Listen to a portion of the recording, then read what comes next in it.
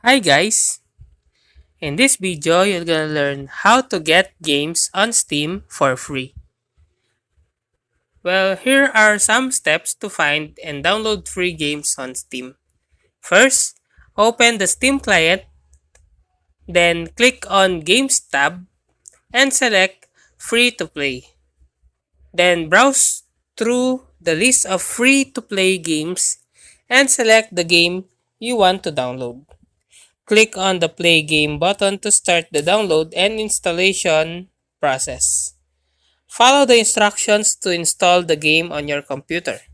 And once the installation is complete, you can launch the game and start playing. So that's how to get games on Steam for free.